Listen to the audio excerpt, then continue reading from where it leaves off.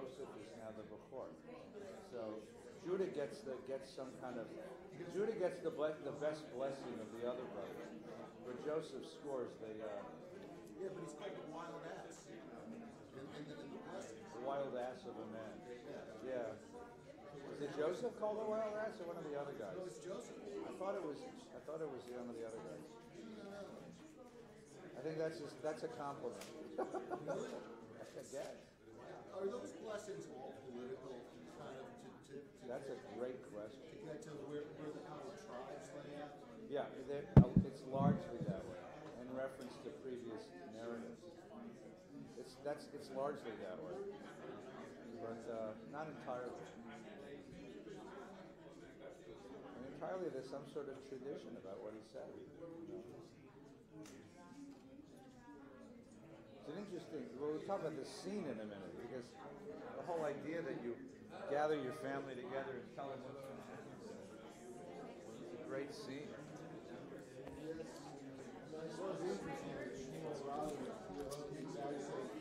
What?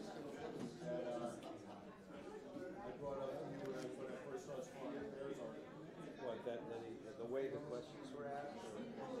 Lies, damn lies, and statistics. You ask questions with the result of design, and you mislead. You phrase it differently, you get different results. I think that, just off the top of my head, and I have no data for this, but I think that they're both wrong. I mean, I think that to say that the disillusionment of American Jews from Israel is entirely based on Israeli policies is wrong. And I think to say the disillusionment has nothing to do with Israeli policies is wrong. I think that if you talk about activism, people were really engaged in policy matters. Why does he keep getting reelected? He plays one. Nobody else. Game of Thrones better than anyone else. Yeah, and there's nobody else. The other ones are all small.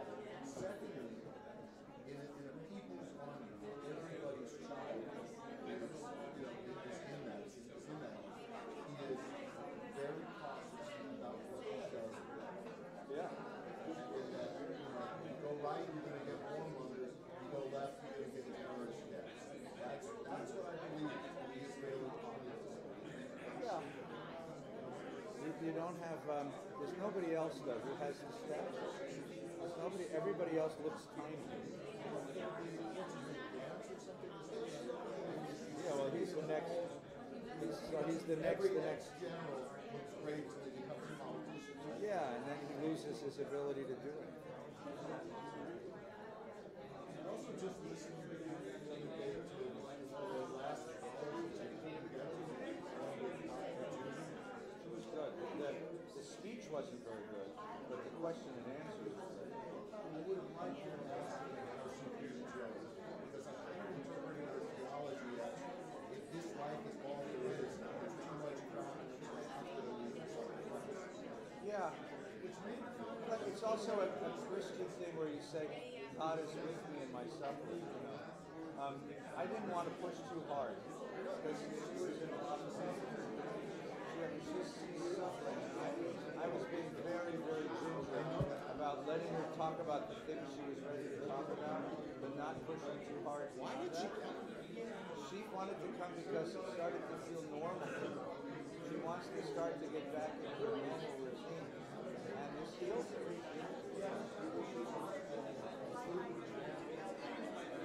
Right? Yeah, he lives in Las Vegas, and there was something about a woman and a pimp and a... Yeah, you can Google it. It's really sad.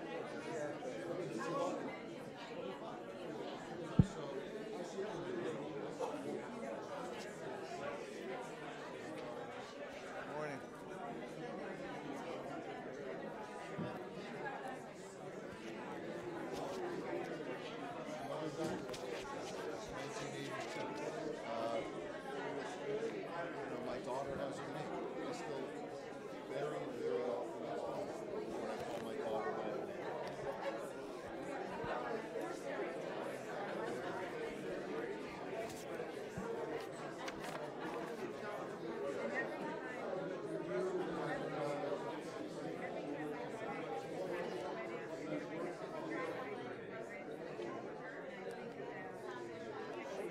Morning, guys. How are you?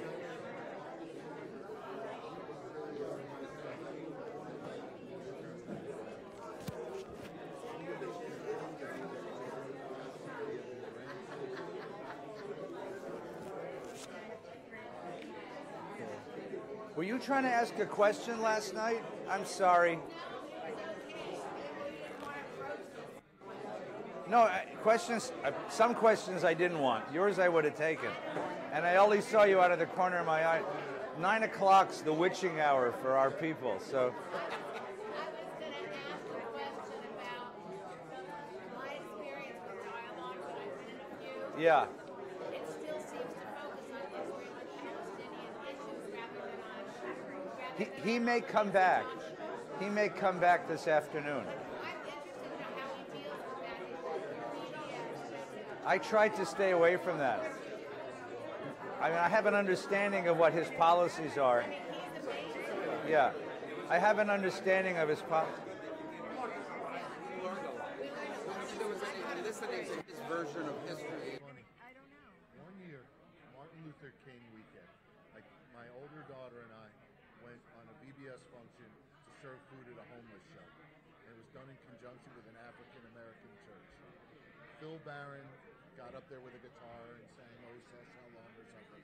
And then a couple of the choir members from the church got up and they did something musical. And we're just looking at it going, you know, we really have something to learn from these people about praying.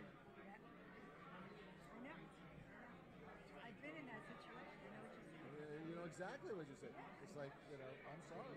They've got another, but they have a We belief can't play system basketball that's and we deeper. can't play, you No, know, but they have a deeper belief system than we do. because it comes from, you know, look at all the shit life has dealt us. And it's a historical memory. And to a degree, it's a, you know, it's a current memory.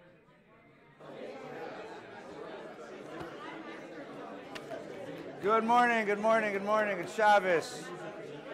Good morning, good Shabbos. Come in. Good morning, good Shabbos, Shabbat Shalom. I am so very impressed that you gave up the last weekend of Christmas shopping to come to Shul Shabbos. It's really special. Hey, bro. Thank you for coming. Shabbat Shalom. Good to see everyone. It's only 3 more days to Christmas, and thank God, you know, it's going to be 80 degrees today. You know, let it snow someplace else, you know. Anyway, welcome. Shabbat Shalom. Lots of good things going on today. This morning, following our Torah study, you're all invited into service this morning. There's 3 of them. There's the main sanctuary. Mort.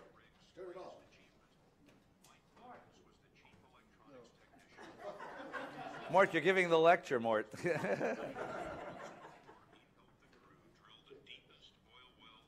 Yeah.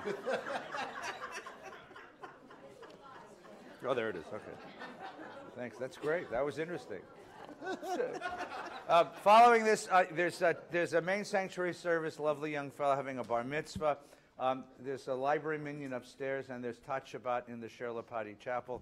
So you're all invited to join us for prayers. Then there'll be lunch. It was enchiladas yesterday. I don't know what it'll be today. At 12:30, we're going to have part 2 of the Schulweiss program. This is Rabbi Schulweiss's yahrzeit, 4th anniversary of his passing. And it's our tradition to spend the weekend studying things that were important to him. One of Rabbi Schulweiss's themes was the notion of the globalization of Judaism, globalization of religion, what religion says to the world. And we've invited 2 wonderful scholars to share conversation. Last night, we met with Imam Jihad Turk, who is the president of the Bayan Claremont Islamic College, new Islamic college that is opened at Claremont Theological School. And Imam Turk is a pioneer, you okay? Is a pioneer in creating a new American Islam, and a very wonderfully intelligent speaker. He spoke last night. And today our speaker will be a Reverend Mark Whitlock, who is the leader of the Christ Our Redeemer Church in Irvine. It's the biggest African-American church in Irvine. He's a protege of Chip Murray of First AME, and he leads the Chip Murray Center for Social Ethics at USC. He's a wonderful Christian teacher. And we'll be asking questions about how religion speaks to the world and the relationship between religion and politics and what religion says and what the world says to religion, how religions deal with each other. So I want some interesting questions that Rabbi Schulweis raised. So please join us. It's 12:30. Bring your lunch, there's tables. 12:30 in the Sher Lapadi Chapel, okay? This coming week is a very quiet week here in the synagogue because we want to give the staff as much time off for their holidays as possible. So somebody's ringing. I get no kick from the synagogue will be closed. I guess it's Monday, Tuesday's Christmas, right? Monday and Tuesday we're closed so that our staff can have the time off with their families. Next Shabbat, every day there's minyan. So Yossi doesn't take Christmas. So every day there's minyan in the morning and the evening. And then next Shabbat we'll have Torah study as usual, and then service, and then learning together, and lunch. A couple of quick notes just for things coming up very soon. College of Jewish Studies, our Wednesday night lecture series, will commence on January the 9th. January 2nd, still sort of a holiday. So January the 9th, Wednesday night. Our guest will be Professor Daniel Matt. Danny is a professor at GTU at Berkeley, and he just finished the most amazing major translation of the Zohar, the principal text of Jewish mysticism. Spent 10 years doing it. And he is considered the leading expert in Jewish mysticism in Kabbalah in the world. And he's a wonderful guy and a wonderful teacher. And he'll be doing, as a part of our series, is The God We Meet. This is the God we meet in Kabbalah, the God we meet in Jewish mysticism. So that's Wednesday night, January the 9th. And then Shabbos Shira, which I think is the 20-somethingth of January, we're having Nava Tehillah. What is it? 19th. 18th. Shabbat, Friday night, January 18th, is Shabbat Shira, the Sabbath of music and song. And our guests will be Nava Tehillah, who is a very, very, very popular and influential singing group in Israel. Their music is quite wonderful. So you'll enjoy coming to hear it. They'll lead us in prayer and teach us a great deal of music. So come and join that. And then Nina's, the Neshama Minyan has its retreat in February 9th and 8th and 9th? 8th and 9th at Brandeis Bardin. And that's for all of the female members of the community. There's a wonderful women's retreat. It's a one-night, Friday night, overnight women's retreat at Brandeis Bardin. It's a weekend of learning, of prayer, of being together. It's a really great experience. So everyone's invited to that as well. I think that's all the announcements. If there's other stuff, I apologize if we missed it. Neil, come on in. Hi, Rita. Good. We have some room. We got some room over here. Yeah. Save you some room over here. Come on in. All right. You're going to need a chumash today. So if you have a chumash, if not, we got a bunch of them here in the front. Just raise a hand. We'll pass them out. Okay. Yeah. Okay. Come on in. Welcome. We're going to finish the book of Genesis today. Come in. Mark and pass them right in the back of the room. Lots of people need. Assertive. You should take one. So it's okay.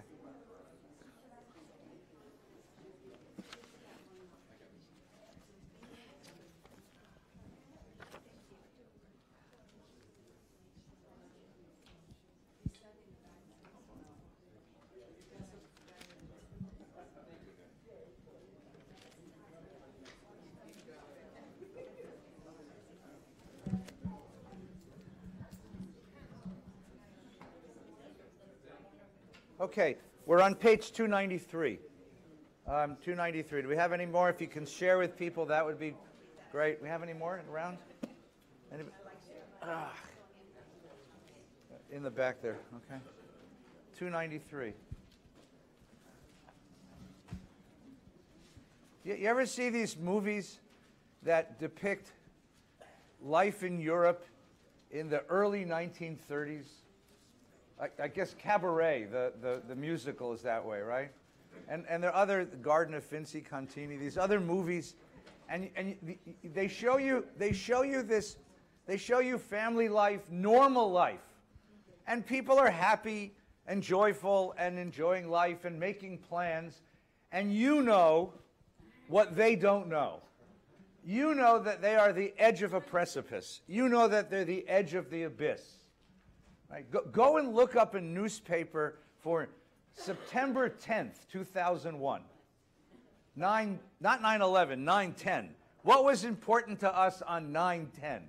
And how dramatically, remarkably, radically the world changes the very next day. The sense of as you're watching the movie, there's this sense of foreboding, because you know that this is not the narrative. That the narrative that's being told is not the narrative, that the narrative that's being told is a lead-up, is a prelude to a much greater narrative, a radical narrative that's about to be launched. And that's the sense of this. We have a sense that we're ending the book of Genesis because we're ending the period in which we were a family. And we're about to begin an adventure far beyond this one. And I think that, the writers knew this. So it's the Torah, it's all these hints of things about to happen. Just take a look at the beginning. 293. Everybody got it? Right? Vayechi. It's called Vayechi, which means, and he lived. Now, one of the interesting things about this Torah portion, which is a little arcane, but just go with me for a minute, is almost every Torah, I think every Torah portion except this one, when you're reading it from the text of the Sefer Torah, a new portion starts in a new paragraph. It's called Patuach. It means there's a space, and this one is called Satum. The Torah portion begins in the middle of a line. It's in the middle of a line, and that's going to be an indication to later commentators that something's strange here. Like something's open and something's closed. We'll come back to this in a second. Jacob lived 17 years in the land of Egypt. So he comes down to Egypt, reunited with his son Joseph. The family's reunited. They're living in Goshen. Life seems to be good, right? Tell me about living in Egypt. Now, you know Egypt because you know what's going to happen in Egypt. But the people at that moment, what do they think of Egypt? Why did they stay 17 years? They only came down because there was a famine. And remember, they came down in the second year of the 7-year famine. So 5 more years, they should have gone home, right? They should have gone back to Eretz Yisrael. But they decide, you know what? Taka nice here in Berlin. No, seriously, it's nice here. It's nice. It's not so bad, you know? It's not so bad here. Let's unpack the suitcases. What happens to a family that comes to a place just temporarily, right? And I don't know, you have friends who come from other places and they say, we're going back, you know? We're Canadian, we're going back. How long have you been here? 48 years, you know? We're going back, right? I have Canadian friends, I have Israeli friends, I have European friends. You know, I would never live in America. How long have you been here? 37 years, you know? Yeah, you know what I'm talking about? So what is it? They got here, they were supposed to stay 5 years, get enough, the famine ends, you can go back to Canaan. Why didn't they go back? You get used to it. What's the thing that makes you say, all right, maybe we'll stay a while? It's easy. The weather, right? Yeah, how many of you are from Minnesota, you know? Oh, yeah, we love it in Minnesota. Oh, yeah. How long have you been here in Palm Springs, you know? Oh, yeah. Oh, yeah. It's easy. It's easy. You're living in Goshen. What is Goshen? Goshen's Brooklyn, right? It's not Eretz Yisrael, but there are more Jews there than there are in Eretz Yisrael. I mean, so it's a Jewish neighborhood. Like, there's a deli now, you know, good deli, not a bad deli. And the bagels aren't too bad. They're not as bad, not as good as where we came from.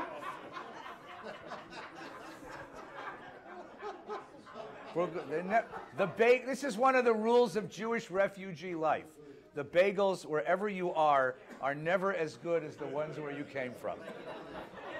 Right? If you get LA bagels and you came from New York, you go, this isn't a bagel. Fat. Right? Yeah, not a bad. And if you live in New York and you live in Manhattan, it's never as good as the bagels were in Brooklyn. right? And if you live in Brooklyn and you get bagels, it's never as good as the bakery that burned down 50 years ago, right? Isn't that true? Isn't that true? Right? That's how you tell someone who's a refugee, right? But you get used to it. I mean, you get inured to it, right? And your kids start speaking the language, right? And your kids start getting involved in their life. You can't leave now. She has ice skating, you know? You can't leave now, you know? She has gymnastics. You can't leave now. And then you stay, and you stay, and you stay. And then one day you wake up, and you discover, what do you discover? Yeah, the time has passed by, and how do you know? You don't feel like the time has passed by, but your kids are now speaking the language of the land better than they spoke the language of the old country. And your kids are now rooted in the land and the rhythm of that life. So this Torah portion opens up with this, like, really, 17 years? You were only supposed to stay 5. Like, why did you stay 17 years? And now you're stuck. And we know what's coming. Like, we know what's coming. We know, but they don't, right? And his life comes to 147 years, right? And the time approaches for him to die. The whole Torah portion, he's going to die, by the way. Don't be worried. He's not going to die till you get to the end of it. You know what's, the heat is on, so half of the room is going to be too hot, and half of the room is going to be too cold. How many of you would like to be too hot? And I'll fix it, but then so you can close the door halfway, and I'll turn this down a little bit. Gornished helfen. This is the opposite of the air conditioning problem we have in the summer. So come on in, it's good to see you. And the first thing he does is he tells his son, make me an oath that you won't bury me here. I want you to take me back and bury me with my ancestors in Machpelah, and Joseph makes him the oath. Now turn the page. Sometime afterwards, Vayechi achar hadvarim. That's an interesting phrase because that appears a couple times in Torah that introduces sort of a momentous moment. Joseph was told, your father is ill. It's the first time the Torah uses the word choleh. He's ill. He's about to die. So we're going to have a deathbed scene. The whole Torah portion is a deathbed scene, by the way. It's like a long deathbed scene. And it's about wrapping up. And it's about looking, just glimpsing forward a little bit. But I want you to keep in mind this notion of Egypt both as an exile and as a paradise, because it really is both, right? He took with him his 2 sons, Menashe and Ephraim. That's Yosef. And when Jacob was told, your son Yosef has come to see you, Israel summoned his strength and sat up in bed. So he may be dying, but he's got enough to have a whole Torah portion. Okay? The whole thing is a long Torah portion, right? Now, just stop for just a second. I gave a talk about this some years ago, and it's not an easy thing to talk about. This idea of, facing the fact that death is coming, making a preparation, right? Making a preparation. And it's an important thing to do. Jacob has a sense that there are things unsaid that need to be articulated. And he's going to try to say these things to his sons and to his grandchildren before he finishes his life. And this is an important thing. And good morning, Helen. It's good to see you. Shabbos, Shabbos. It's an important thing to do, and I would say today it's even more important than it was, a generation or two ago, because today you live in a very strange moment. I spend a lot of time in hospitals with families trying to make impossible decisions. And I spend a lot of time with people trying to figure out what their parents really wanted. So this kind of conversation is kind of critical. To say what needs to be said at the end of life by recognizing that there does come an end of life.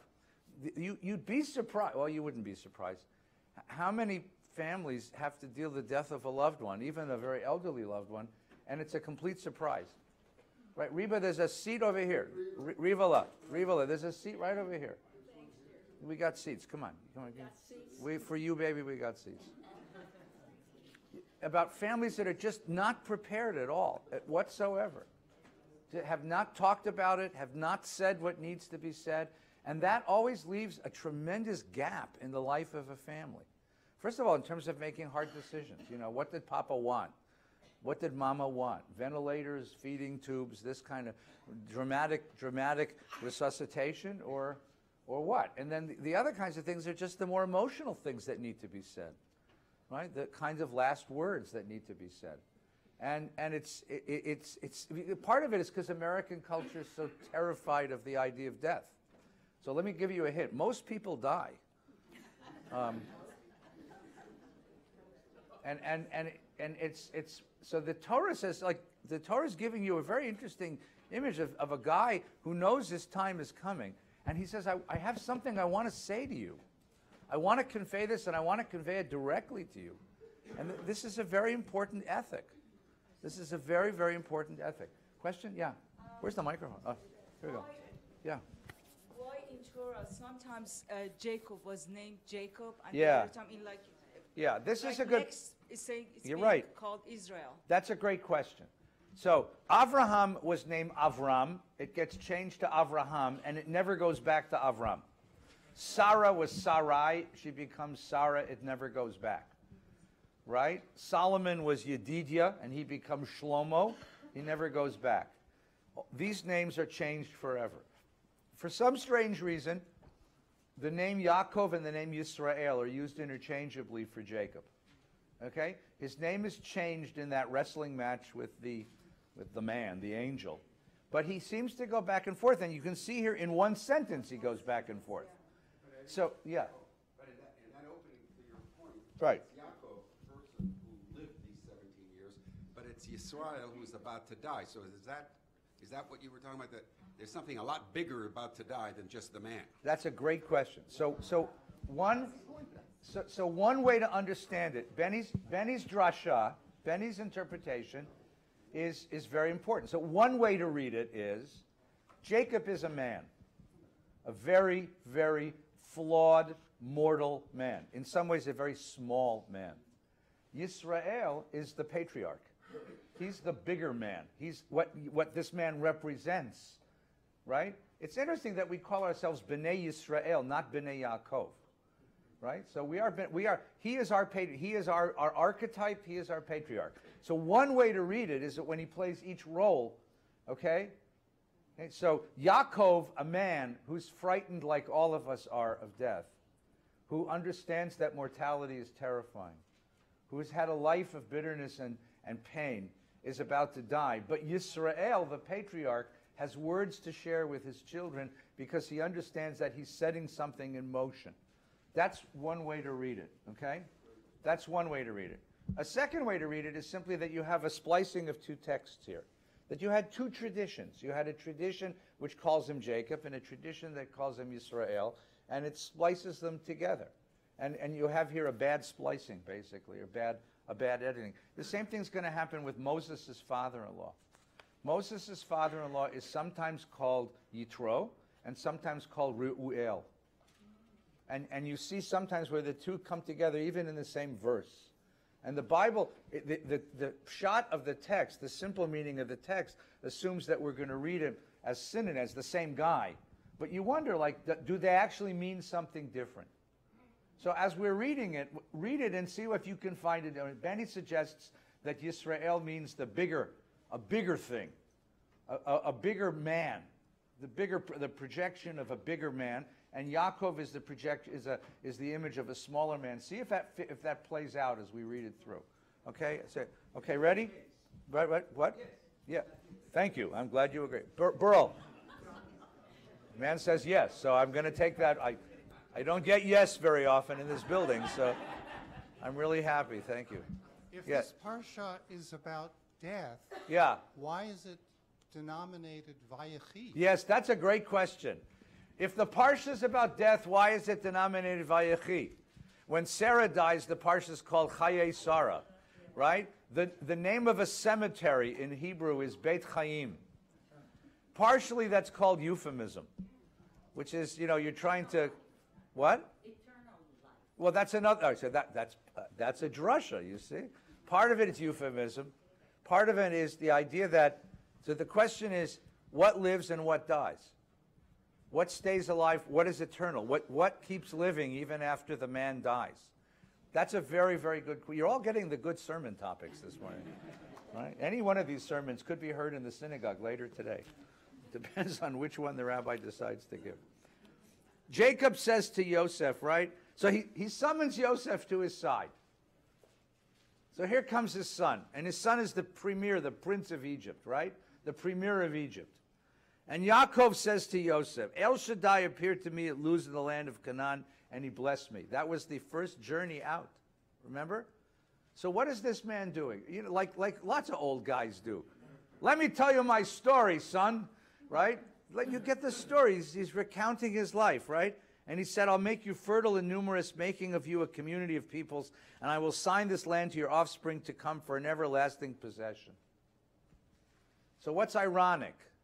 Which part of the promise has come to be? The children have come to be, right? He has 12 children, right? 13 children if you count Dinah, right? But the second part of the promise is ironic because he's not there. Where is he? He's in Egypt. He's living in a palace in Egypt, right? Now your 2 sons, who were born to you in the land of Egypt before I came to you in Egypt, shall be mine. Ephraim and Manasseh shall be mine, no less than Reuven and Shimon. All right, now, for the lawyers in the room, this is not just a nice gesture of fatherly love for his grandchildren. This is wills and probates, right? In biblical, and not just biblical, but in ancient law, the prerogative of the firstborn was that the firstborn got a double portion of the inheritance. So by taking Joseph's 2 kids, Ephraim and Manasseh, and elevating them from grandchildren to children, what is he doing? Yes, everyone's going to get less, which makes for great family dynamics. And by the way, not just every girl, that's the kid that we threw in the pit, like, God, he's doing it again, you know? But you're right. This is, yeah. He's reversing primogeniture? Yeah, he's reversing primogeniture. He's making Joseph, who is not the firstborn, that's the second to the last, actually, he's making him the Bechor. He's making him the, of Rachel. He's the firstborn of Rachel. You're right. And that's the pattern, right? I mean, Isaac was the firstborn of Isaac, not the firstborn of the family. Ishmael was really the firstborn of the family, right? Okay? Jacob wasn't the firstborn at all. He was the secondborn. Well, they were twins, so it was a tie. But Esau emerged as first. So this is one of the themes of the Torah, the reversal of primogeniture. Why? Why is the Torah so intent on telling you no, the firstborn is not going to be born, is not going to get? Why that theme? What is the deeper meaning of that? Because this is expected. This is how it works in the world. Firstborns always get more, right? Because they're firstborns. But you have a vengeance. I mean, it's got to be intentional because it happens generation after generation after generation. What are they trying to tell you? What, Douglas? I think they're trying to tell you something related to a meritocracy. Okay. Because firstborn is just the luck of the draw, and by ascribing it to somebody else who they're pointing out character traits, Moses is also not a firstborn, David is also not a firstborn, that they're trying to say that you're doing it on merit. Okay.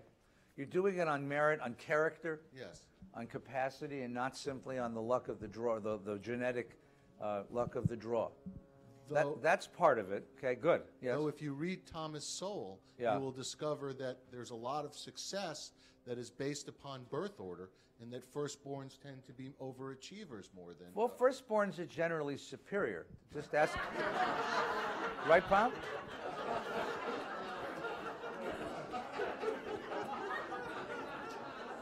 Let's just get this straight. My brothers are probably watching, and I want to make sure that they hear this clearly. And yeah, Benny.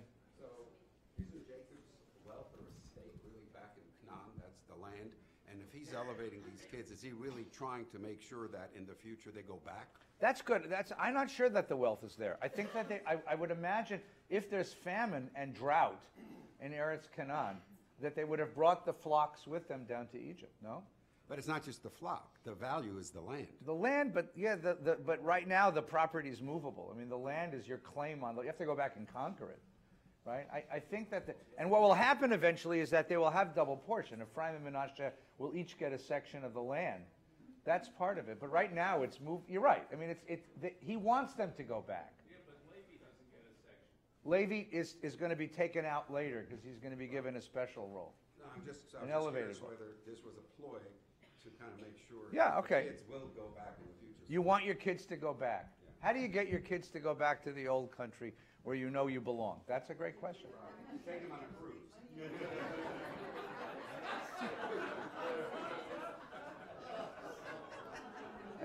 Did everybody hear that? I asked Mr. Resnick, how do you get your kids to go back to the old country? And he said, you take them on a cruise. That's how you. Right? You move someplace miserable, and you know that they'll come. Right. All right. So I want to get back. I want to get farther in the narrative. All right. You ready? All right. So he says to him, "Your sons will be mine. Your sons will be mine. The progeny born to you after them shall be yours. They shall be recorded instead of their brothers in their inheritance. I do this because when I was returning from..." Now, here's the strange... Listen to the next paragraph. We're on 295, verse 7. "I do this because when I was returning from Padan," that's Mesopotamia, where he lived for 20 years, "Rachel died to my sorrow while I was journeying in the land of Canaan, when still some distance short of Ephrat, and I buried her there on the road to Ephrat, now in Bethlehem." Stewie, come in. You want to come in? Come on. You can always leave. I'm just, come on. You got room? Is there some room? Come on down over here. These are dear old friends, my teachers, Rabbi Stu and Vicki Kelman from Northern California, who were here visiting their grandchildren who starred in the big day school show yesterday. Right over here. Come over here. No, we got room.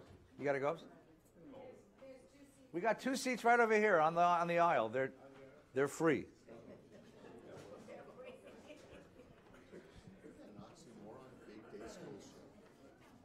No, it's a good show. It's the one they do Generations Day, they call it, so kids can come. No. We're glad you're here. We're just glad you're here. Come and see. You know these people. This is the Resnicks, the Camerons. You know these people. All right, listen. What does so he says to him, "I'm giving your kids I'm giving your children a double portion.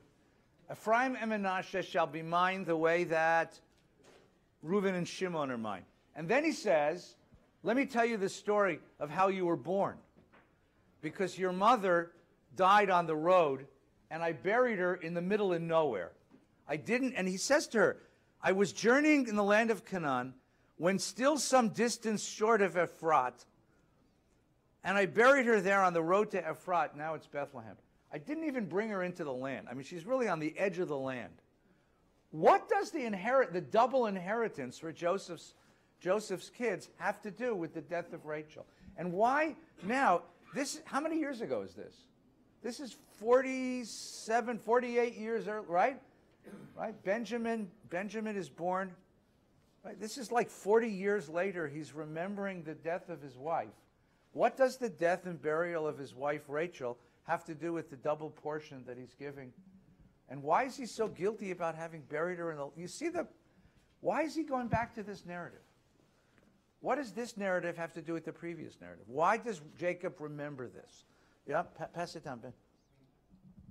You got to take the mic when you're in our Torah study, because you're being broadcast to Jews all over the world. I mean, you just said Rachel wasn't able to go into the land. Yeah. So he wants to make sure that her progeny gets an extra portion of land to make up for that. All right. So the notion that I had to bury her on the outskirts of the land. She doesn't get to touch the covenantal inheritance. So by giving a double inheritance to her grandchildren, I'm making up for what I did before. Does he feeling guilty? Yeah. Should he have? Remember, he just asked his son to carry him back to Machpelah, back to Hebron, so they could from Egypt, which is a long way, right? Why didn't he carry Rachel back to Machpelah? Why didn't he bury Rachel in the tomb where everybody else is buried? And so he's feeling guilty about it. And he says, "I'm going to give you a double inheritance because I want to plant you on that land in the way that I couldn't do for your mom. It's a really, and he's going back. You know, remember we said he's when he looks into Joseph's face, what does he see? He sees her. He's missed her for these last 40 years. And he sees her. And he remembers all that stuff, right? He remembers the love that he felt for her, the passion, the years that he spent waiting. And so he's going back to that narrative again. It's a very touching scene when you think about a man going back and saying to his son, there's a woman I loved in my life. I loved your mother. I loved Leah too, but your mother, and I still feel her loss 45 years later. And I've never recovered. Let me just do this for you so that I can plant you near, I can plant her grandchildren near me. Now you get the next scene. So noticing Joseph's sons. We're on 295:8. Everybody see it? This is strange. Noticing Joseph's sons. Vayar Yisrael et bnei Yosef. Vayar doesn't mean noticing. Vayar means he saw. So Joseph had brought his sons in. And the sons are standing next to Jacob, right? And he says to them, Mi Eila. Who are these? What does that mean? Well, it says Vayar. He says he saw them. And he says to the son, these two men standing there. And he says, Mi Eila. Who are these? What does that mean? What can that mean? What could that mean? What could that mean? You got to get the mic. This is the way we do it in this Torah study, because that way you're broadcast to the whole world. That the grandchildren probably didn't visit Jacob a whole lot, so they grew. Okay. And they didn't know who they were. So in 17 years, he hasn't seen them very often? Do grandchildren do that? Like ignore their grandparents? Is that possible? All right, that's one possibility. Steve, what's another possibility? That they became so assimilated as Egyptians. Right. He didn't even understand that they were his own family. Right. When he looks at them, he doesn't see his family. He sees two young Egyptian men. Remember, they grew up in prominence, right? And their mom is Osnat. Their mom is... I mean, remember, on the one hand, he's one grandfather. Who's the other grandfather? Potiphar. Right. The guy that threw Joseph in jail. Right? Right? You remember that story? Right? You got Mrs. Potiphar? She's the bubbit. You know.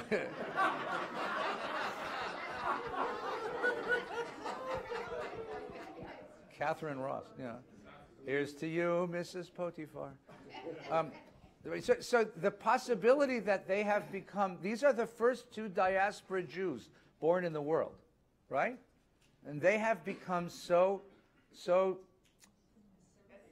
assimilated, but so disconnected to the family, you know, so acculturated to Egyptian and so unacculturated to the family that when he looks into their faces, he doesn't see anyone familiar, which is a really interesting question. So really, again, now you're beginning to foreshadow something that's coming, right? Because we're going to spend a very long time in Egypt. And the question is, how Egyptian will we become in the course of that? Will we become like them? So that our so Yisrael looks into our faces and says, Mi Eila, who are you? When one generation looks into the face of the next generation, or two generations down, and doesn't recognize them because they're not familiar, because they seem to live different lives. They speak different languages. Their values are different than the values of the older generation. It's a tragedy in some ways. It's a strange tragedy. All right, what else can it be? Brian, go ahead. It's also the same question that Isaac asked Jacob. Yeah, it's the same question. Why? Why is it the same question? Yeah, what's in the context of Isaac and Jacob, what was the context? Right. Why did Isaac ask Jacob that question? Because Jacob was dressed like his brother. Yeah. Right? So he was deceiving his father. I want to know if you really deserve this blessing. I want to know if you're really my descendant. I want to know if you're really connected to me. I want to know if you have this in you or not. Mi Eila is a really interesting question. You know, what's their character? What are they like? I have a sense of what you're like, he says to his son. I have no idea what they're like. I have no idea what their being is like. So what does Joseph say? Joseph says to his father, they're my sons whom God has given me here. Here. Right? Banai, hem asher natan li Elohim bazeh. Mazeh bazeh. What is bazeh? It's translated as here. But bazeh doesn't mean here. That would be po or kan. What is bazeh? In this. In this what? In whatever I went through, in the course of my own life, in the course of these are the product of my own struggles. And remember what Ephraim and Manasseh means. What does the name Manasseh mean? God has given me the ability to forget those bastards back home. Hell of a name for a kid, right? And what is Ephraim? I have prospered in this land far away from those bastards back home. Made a great name, you know. They are the name of his alienation. So the question that Yisrael asks him is, are they still the name of your alienation? Or are they part of the family? Now, politically, this has a huge implication. You know the end of the story because you've read the rest of the Bible. And the writer of this has read the rest of the Bible. In fact, the writer is living it. What's going to happen next? There's going to be a Jewish kingdom one day. And David is going to be its king. What tribe does David come from? Judah. And then Shlomo, Solomon's going to take over and make it even grander. And then what's going to happen? It's going to split. And which tribe is going to be the leading tribe in the north? Ephraim. It's Ephraim against Yehudah. Right? So when he says mi eleh, he's looking, he's looking to a political alienation. Looking forward. Right? We have a question? Yes, we have to get the mic. I'm sorry to do this, but I get yelled at if I don't. Mi eleh. As you go, will you please explain why the traditional Friday night blessing is that sons are like you're going to get to that in a Manasseh. second. It's coming. Ready? So he says, bring them to me that I may bless them, which completely sounds like Isaac and Jacob, right? And in case you missed the intergenerational reference, look at the neck on page 296, right? Now Israel's eyes were dim with age, he could not see. Does that sound familiar? This is a family problem. Ophthalmology does not go well with theology. The closer you are to God, the closed your eyes are, right? Excuse me, so going back to Vayar. Yeah, go ahead. First it says he sees, and then he says he doesn't see. Yes. So what does he see and what doesn't he see? I don't know. Anyone here a Bubba or a Zayda? What do you see and what don't you see? Right. What do you see? What does a grandmother or grandfather see and what does a grandmother not? Or better yet, let's go the other way. What do grandparents see which parents can't see? Grandparents can sometimes see what parents can't see. Right? How many grandparents have said, okay, bring the kids to me, I'll take care of them? When the parent says, I can't parent this kid is beyond my capacity. And the Bubby or Zayda says, all right, bring him to me, I'll take care of him. And somehow grandparents manage. Because by the time you're a grandparent, you've seen it all. Yeah, you know a thing or two because you've seen it. You know something about how people develop, how children are. You have a certain, you know yourself. You have your own sense of your own shadows. You're not as filled with your own rage as you once were, and you have a perception that the parents don't have. Right? This is interesting text, by the way. I don't know if you've ever read this text. Ready? So Joseph brings them close, and he kissed them and embraced them.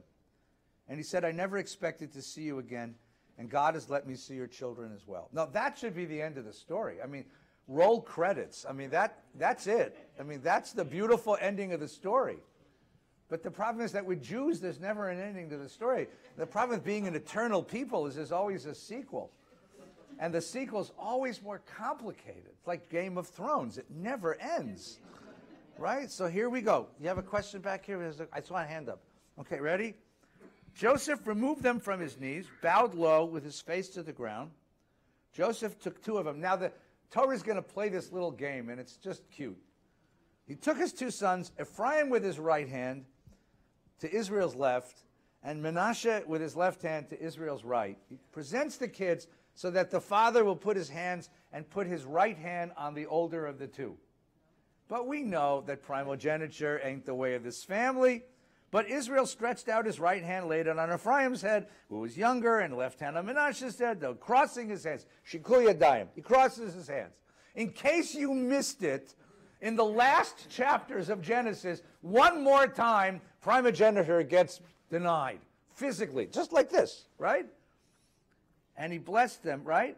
And he blessed them, and he says, in God whose ways my Abraham and Isaac walk, God who's been my shepherd from the birth of my days, the angels redeem me from harm, bless these lads. In them may my name be recalled. That's why. That's where it comes from. This is where the custom of blessing your kids, because he says, when you bless your kids in future generations, name them in me. May the names of my father, Abraham and Isaac, may they be teeming with multitudes. When Joseph sees this, he says, no, Pop, you got it wrong. Sons always do this to fathers. Pop, you got it wrong. You got it mixed up. You confused, crazy old man. And the father looks in the son's face and he says, no, I know exactly what I'm doing. I know my son, I know. It's interesting. I know my son, I know is an interesting phrase. Yadati b'ni yadati. Right? Now what does that mean? It couldn't be, I know, comma, my son, comma, I know. Or it can mean what? I know my son, comma, I know. I mean, it's a really interesting phrase, right? Like, I know what I'm doing. That's one way. It could also mean, I know you. And I know your kids. And I know more about what's going on than you'll ever know. Right? I know, I see, right? Right? Gamhu. He'll also be great. But in the same way that he was blessed over his brother, in the same way that Isaac was blessed over Ishmael, so he blessed them that day, saying, and here's the answer to your question, right? By you shall Israel invoke blessings, saying, may God make you Ephraim and Manasseh. There's the commandment to use this blessing for your kids on Friday night. And he put Ephraim and Manasseh, he put Ephraim before Manasseh. Yeah, all is great. I wanted to show you one more thing, then I'll get all your questions, right? Then he says to Yosef, I'm about to die. God will be with you, bring you back to your land of my fathers. I'll assign to you one portion more than your brothers. So it just tells him that. He keeps doing this to it. I gave you the coat, now I'm going to give you this. Tough family. And Jacob called his sons, 298, chapter 49, verse 1. And Jacob called his sons and said, come together that I might tell you what is to befall you. Now,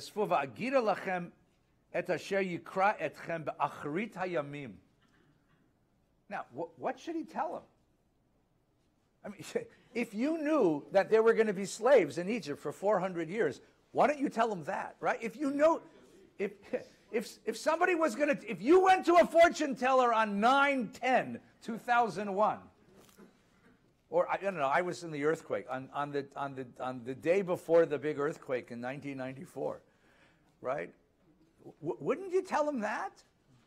Why doesn't he tell him? Get out of town. Go home, quick. Pharaoh's going to turn on you. You see, there's something really strange about this prophecy, because it's not the prophecy they need to know. Or maybe it is the prophecy they need to know. So why does it happen this way? Well, we got some questions we want to ask. Yeah. I wanted to ask a question about the blessing. Okay, you got questions about blessings. Good. In the Ephraim and Manasseh blessing, good. When they split into two kingdoms, Ephraim is the dominant party of the northern kingdom. Yeah, he's the, yeah. How much could you interpret that blessing as being political, recognizing the future primacy of Ephraim? Look, so we've asked this question before, right? Think of all the contexts in which the story was told and what it meant in each of those contexts, right?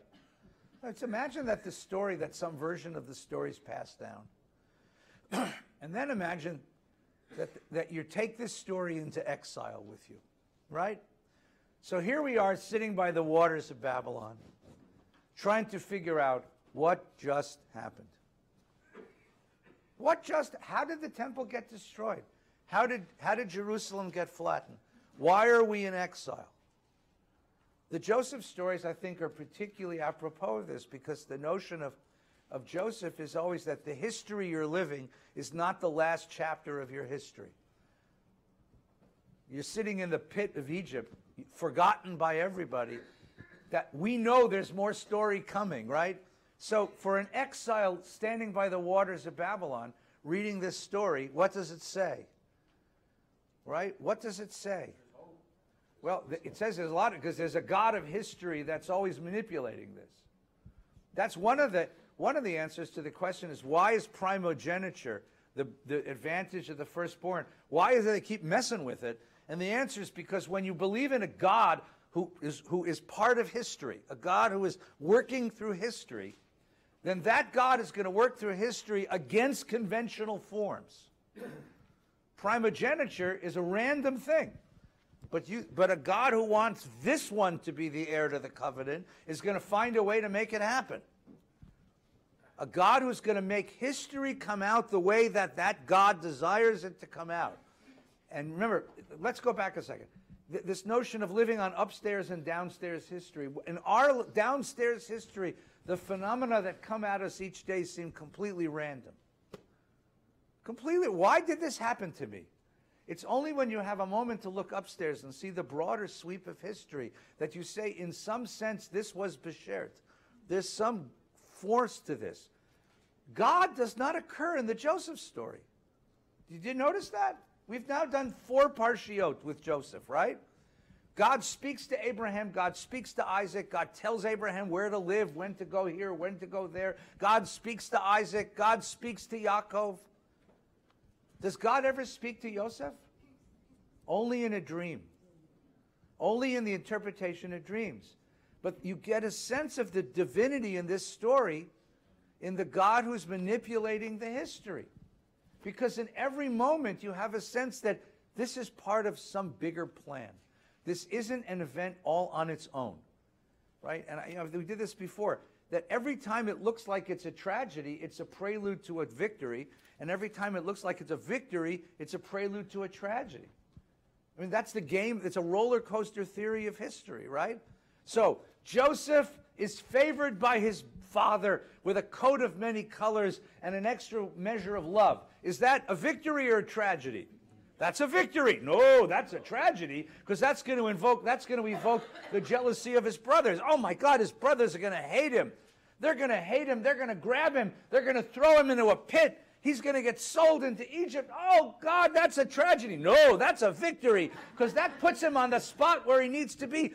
He gets bought by Potiphar. He gets to be the chief steward of the Pharaoh, lives in a beautiful mansion in Truesdale, drives a beautiful Rolls Royce. What a life. Ah, that's a victory. Oh, no, that's a tragedy, because that puts him in the clutches of Mrs. Potiphar. Mrs. Potiphar. Ooh, she's a seductive, nasty, mean lady.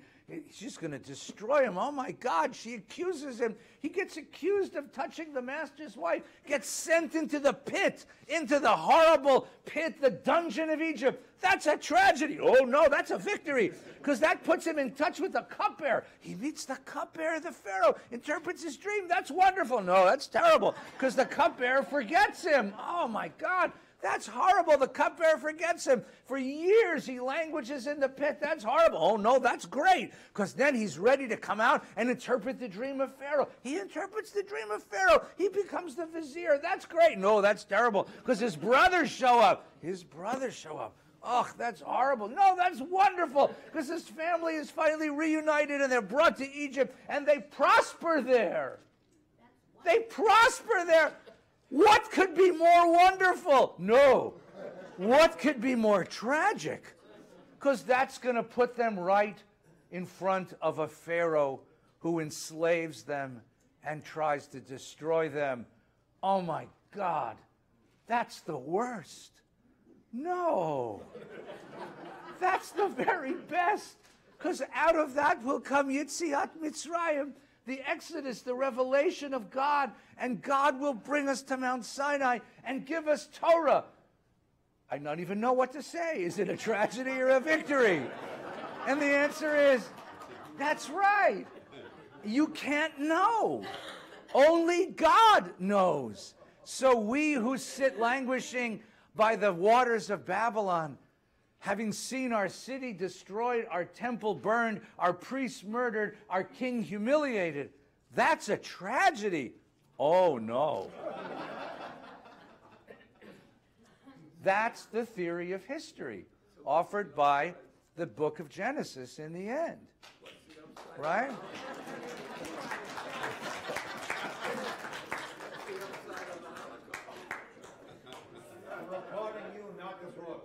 No, I said, well, I'll get your question more, so Douglas, your question is, the blessing has to be read in that context, right?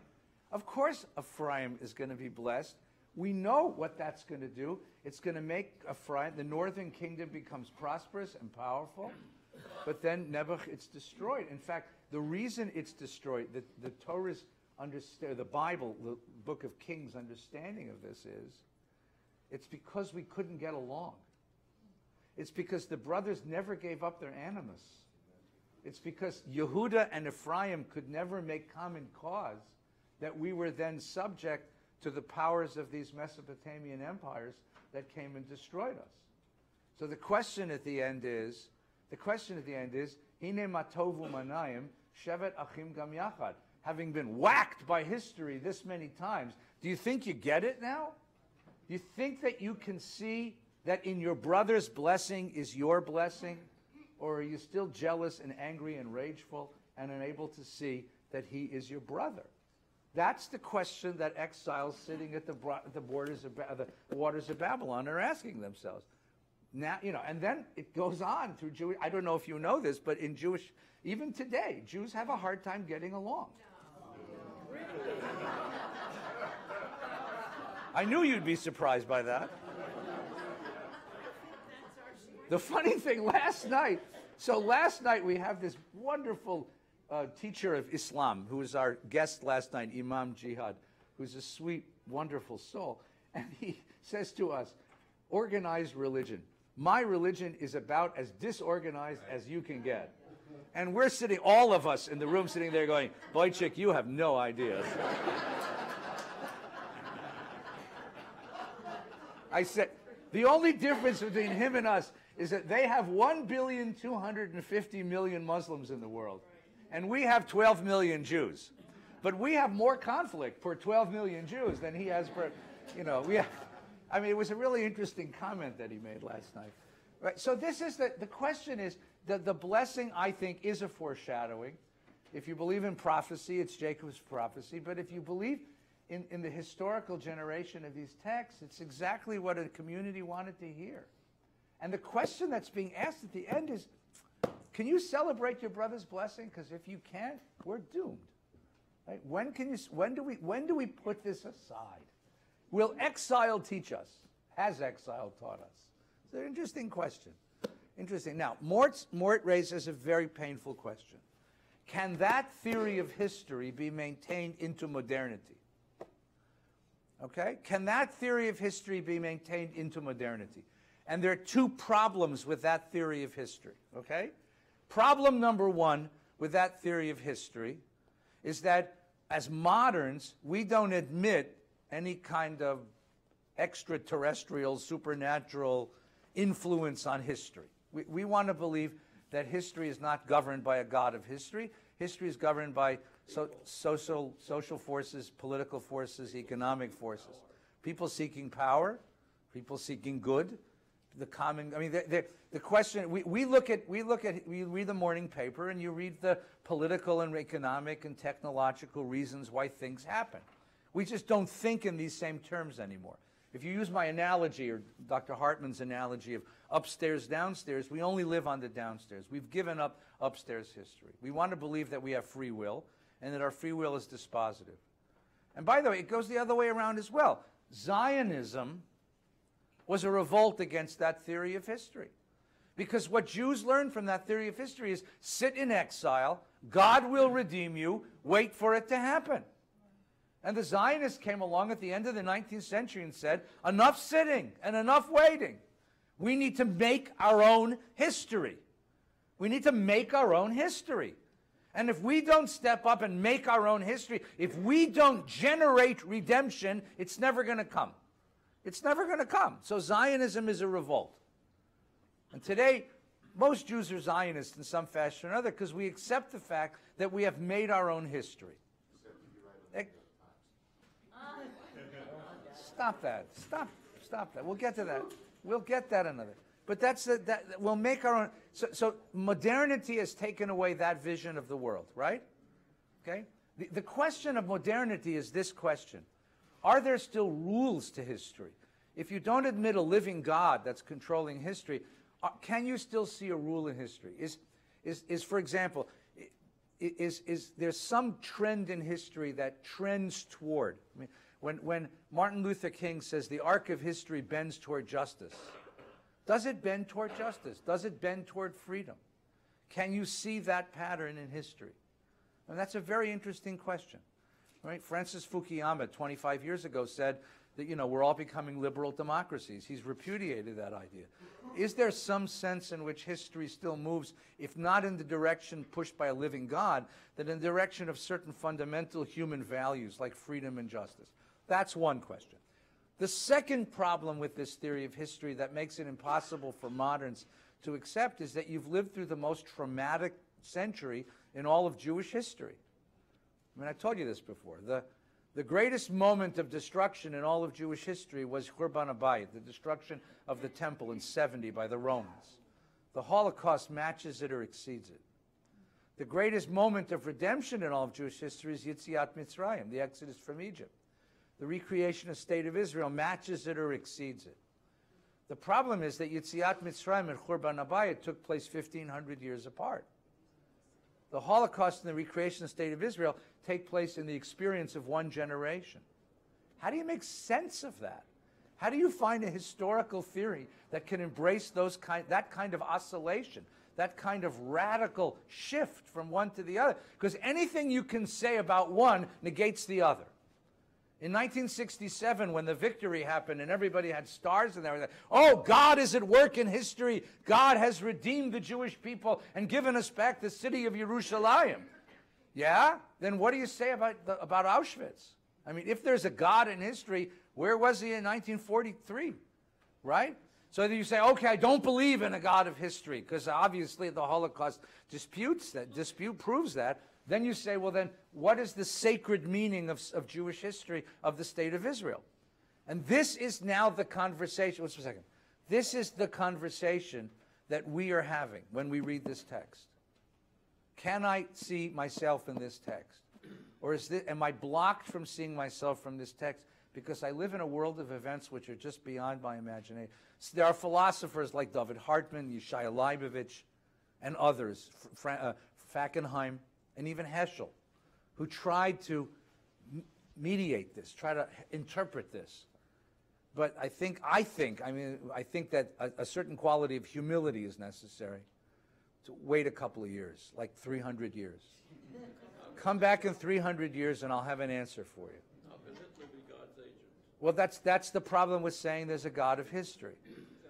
How can Hitler be God's agent? That was Emil Fackenheim's. First of all, it was Richard Rubinstein's scream. Richard Rubinstein was one of Harold Schulweiss's classmates at seminary. And he said, I can't believe in a God of history anymore because I would have to imagine that just as Jeremiah said that Nebuchadnezzar was an instrument of God's will in destroying a sinful temple, Hitler had to be an instrument of God's will, and that's a thought that's too obscene to accept. That was Richard Rubinstein, 1961, a book called After Auschwitz. But now you get 1967 comes along, and Heschel writes a book called Israel, an Echo of Eternity, where he hints at, in the way that Heschel hints at everything, that God is at work in the Jewish liberation of Yerushalayim, and that somehow God's hand is at work in the Zionist narrative. So how do you live with these things? The answer is, Mort, I don't know. Give me 300 years, I'll figure it out. No idea in Jewish life ever comes to fruition in less than 300 years. So you got to come back in 300 years. You can come back next week, but come back in 300 years, and we'll figure this out. All right, we got the microphone over here. All right. All right. Oh, We have just people real who want to quick. ask some questions. Yeah, Fanny, you're just up. real quick back to. Don't real quick. Ask a question. Back to his, It's Jacob's freezing in or here. So I'm Israel's. gonna make it really hot. Israel's. I just. No, on the. I think on the Israel's question on who are these Mi'ele. Mi'ele. I think we read too much into it, maybe, because he's just. I think what he's doing. He asks Joseph, "Who are these?" Joseph says, "These are the sons that God gave me." Joseph uses God now, and that's the right answer that Jacob was looking for in order to immediately bless these kids and make them part of our people. That's beautiful. I think that Mi'ela, though, is a very loaded question. And I think that Brian is right. I think it harks back to the Isaac's confrontation with Jacob. It's who are you? Who are you inside? Who are these boys inside? What is their character? Are they worthy of being counted among my sons? Right? Are they part of us? First of all, they're dressed like Egyptians, right? They got Walkmen and they're, those ears, and their But is this Jacob sunglasses. Is this Jacob saying to Joseph, "I'm proud of you. You really did good"? It could, well, I think the answer is you got the answer right. The answer is, Papa, they're part of you. I mean, they may look Egyptian on the outside, but on the inside, they're part of you. I think that confrontation, it's the first time that the patriarch lays eyes, that we as a people lay eyes on the children of our diaspora. That we lay eyes on the children of our diaspora, and we ask ourselves, who are my children? Do they belong to the society in which we've raised them, or do they belong to the culture that we tried to inculcate while they were living with us? Mi'ele, where do they belong? I think it's just a great question. It's just a ringing question, right? And the fact that it's asked on the week of Christmas. Now, what could be more bashert than that? Right? Right? I mean, I wonder if Joseph picked up the baby and said, Mi'ele. I mean, that would be an interesting, right? I think it's a very interesting point. I mean, this is the week that all kidding aside, this is the week that we become acutely aware of our diaspora status. We are so comfortable as Americans. I am so comfortable as an American, right? I can even tell you why it was a good idea we traded Yasiel Puig this week, right? I can tell you that. I can show you that in Talmud, right? We are so comfortable being Americans, and yet 1 week a year we're reminded that we don't quite belong to this culture.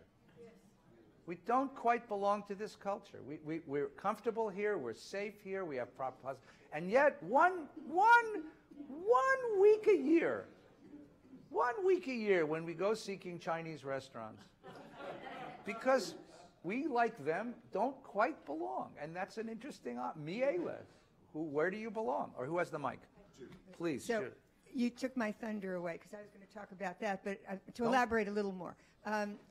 It's really a foreshadowing of asking us, as you say, who are we in the diaspora, because they are the first children of the diaspora. Yeah. And then Rachel's being buried in the diaspora Right. is kind of a way of symbol of saying that foothold is still there for us. The Midrash has a beautiful take on this. You know, the prophecy of Jeremiah imagines that as the people are being taken off to exile, Mother Rachel is there crying for them. Yeah. So the Midrash says that the reason he had to bury her outside in Ephrat was that she'd be ready to be there and intercede on behalf of the exiles, which is a beautiful thing. So there's all of these layers of the text.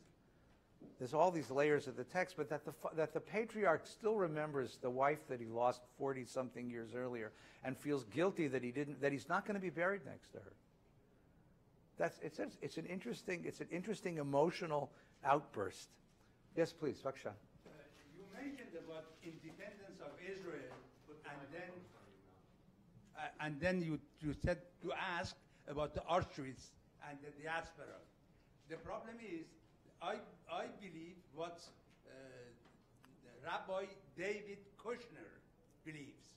He says when God decides about one issue in favor and sometimes against, but there are sometimes that he doesn't interfere and lets the course of action of nature takes place. Yeah. That is this part. That's one way. That's one way of reading it.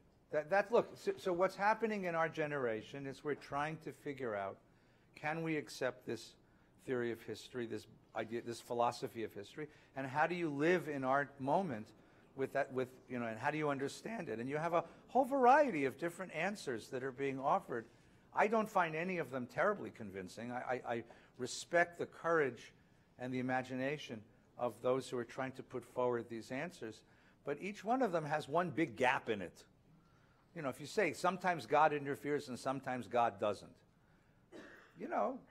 if a parent did that, you'd call that abusive, Well, so sometimes I tell the kid, don't touch the stove, and sometimes I go ahead and let him touch. You see the problem? Every one of these theories is going to have a gap in it. Every one of these theories is going to be problematic because we're living in the shadow of this trauma, and we're not ready yet to figure it out. I don't know if we ever will, because when you're in trauma, you never see a way out of it. And that's where we're living. But Mort's question is an apropos question. Please. So we have a need to understand this, which is the cause of our frustration. Yes. But Job has a different answer. Yeah. Job says you can't understand it. Yeah. There's a God, and there's a God of nature, and it's beyond your ability to comprehend. Don't dry your cup so much. Yeah. Well, okay. So again, every answer has a gap in it. So if I say that I read the book of Job, and the book of Job tells me that a God of nature is beyond me, but a God of nature is amoral. And what a God of nature tells me to do is to shut up and stop asking the question.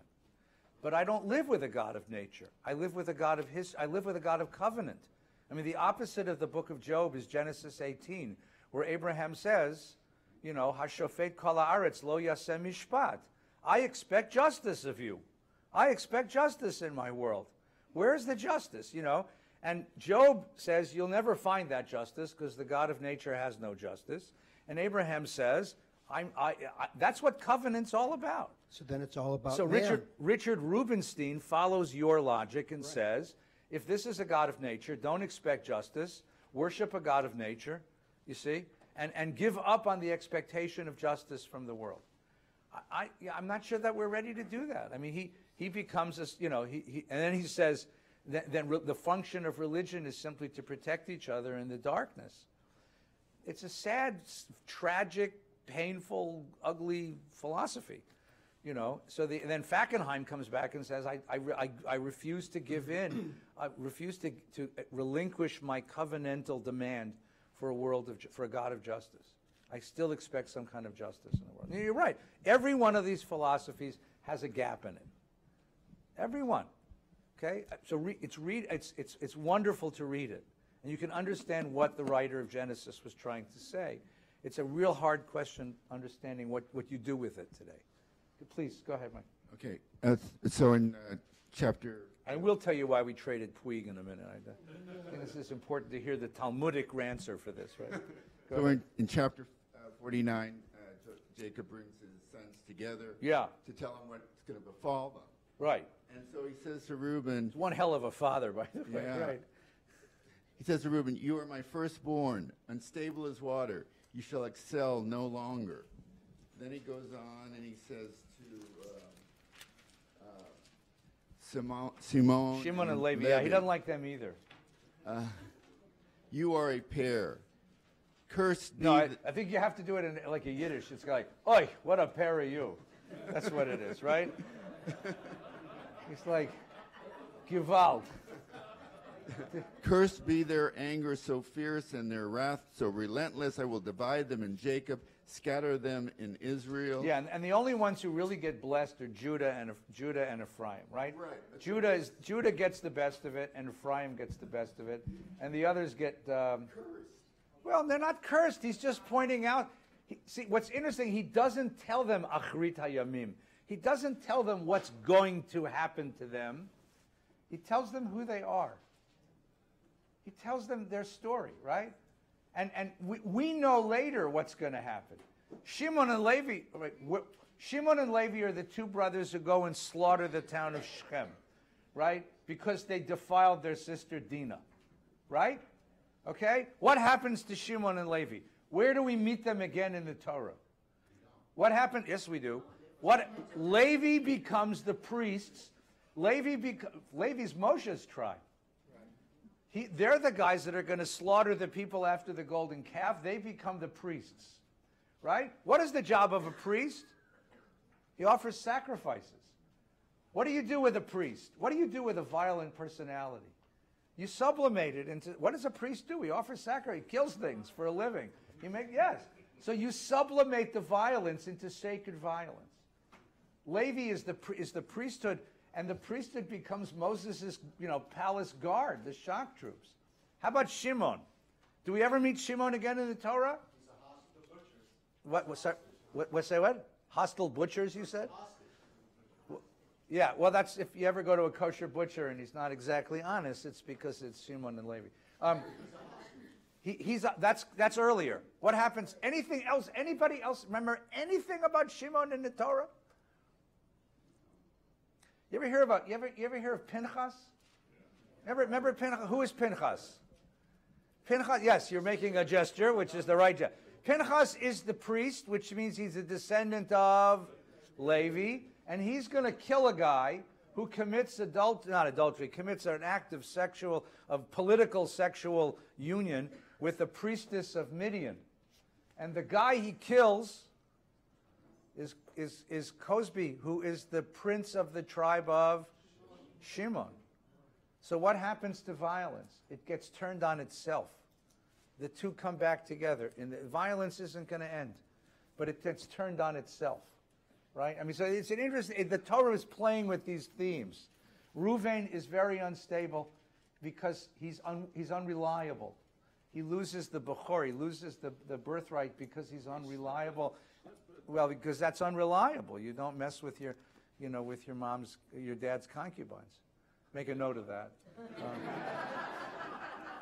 I don't want anybody to leave here unclear about these things. All right, we're going to finish. Who's got the mic? Steve, you got the mic? Brian's got the mic, and then Steve. Go ahead. So with the Joseph and Menashe and Ephraim, the idea is they're dressed as Egyptians. Yeah. But internally, they maintain that Judaism or a loyalty to the covenant. Right. So they're heirs to the covenant. So that kind of juxtaposition of what I'm wearing and what I am inside. What you are outside and what you are inside. So that kind of that's what diaspora life is. And so you said something a couple of years ago. I remember. Oy vey. You said Never. you were talking about Isaac and Jacob and the story of wearing Esau's clothes. Yeah. And you said that we were a sheep in wolf's clothing. Right. And I have that tattooed in my head, and I wanted to know for the past couple of years what you meant by that. Well, think about it. When Yaakov impersonates his brother Esau, and he wears his clothes, and he adopts his persona to steal the blessing from his dad, and he's terrified inside because he knows that one slip and Isaac could destroy him with a word. He's a sheep inside, but he's wearing the clothes outside, right? Yeah, and I was thinking that maybe that's us. Yeah, well, that's a beautiful metaphor.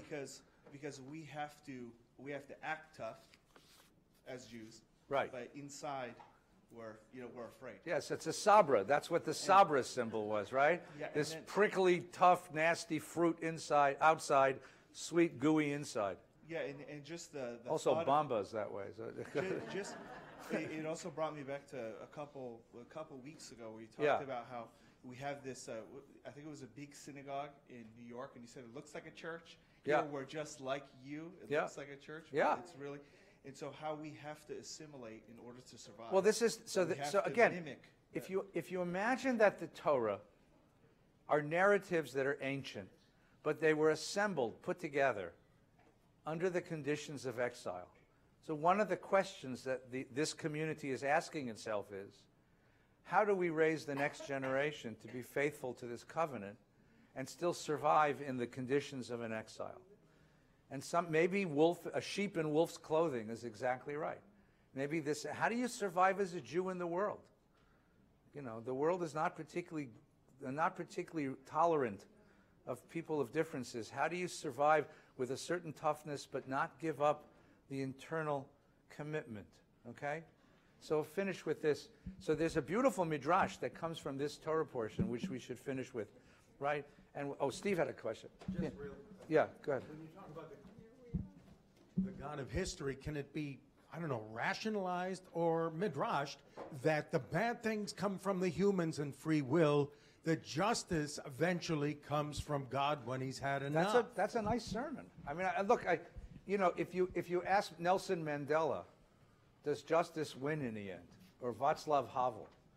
I mean, we've seen some miracles in our experience, right? Who would have imagined when I was a kid and had to do drop drills because the Russians were so mean that one day the Soviet Union would fall? I mean, who would imagine that one day you'd have a rise of democracy in Eastern Europe? On the other hand, now you get the opposite. So you're starting to go the other way.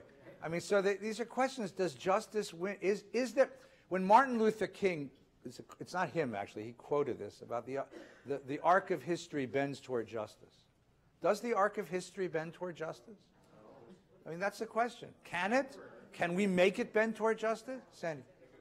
It's a pendulum. It goes around and around, and the happy ending only depends on when you stop the story. That could be. That could be, but or could you live with a certain faith that no matter what, somehow or somehow? I mean, that's what this Achrit HaYamim idea. Why do Jews believe in a Messiah? Why do Jews believe in a Messiah? They want to believe that somehow history has a resolution that's redemptive. That redemption is the last word of history, not destruction. That redemption is the last word of history. I mean, that's what a belief in a Messiah means. It doesn't mean that day after tomorrow, someone's going to show up on Times Square and announce he's the Messiah. It means that somehow I understand that I'm in this drama of history and it will have a redemptive end. That's the faith, because that way I have something to work for. Because if I didn't believe that, I'd hole up in my privacy and spend my money on myself. I wouldn't contribute. I wouldn't fight for the justice of the world. But that's exactly what the question is in the end. So the Midrash goes like this really quickly. The Midrash is Yaakov sitting on his deathbed asks himself this question: what's going to happen to my children? He says, Avram, my grandfather, had two sons. One stayed faithful and one became a wild man, right? Yitzchak, my father, had two sons. One stayed faithful, one will be a wild man. I have 12 sons. What's going to happen to them? 6 will stay faithful and 6 will leave me? And so the Midrash says that the sons of Jacob come around him and they say to him, Shema Yisrael. Listen up, listen up, Pop. Adonai Eloheinu Adonai Echad. The God of your ancestors is our God. That God is one. And when Jacob hears all 12 of his sons affirm their loyalty to covenant, he says, Baruch Shem Kevod Malchuto Leolam Va'ed. Blessed be God's kingdom forever. And with that he dies. And with that he dies. So in the end, the triumph is, with all of the pain of this life and all of the oscillation, the permutations, the strange events of this life, stealing birthrights, marrying the wrong girl, struggling with all these children, losing his son, 20 years, meeting his son, living in exile, blessing the grandchildren who he doesn't recognize. At the end, he's affirmed, and he's able to die in peace. Next week, the next narrative. Come back at 12:30. We'll meet Reverend Whitlock, please. On the what? Oh, the Dodgers today did a big...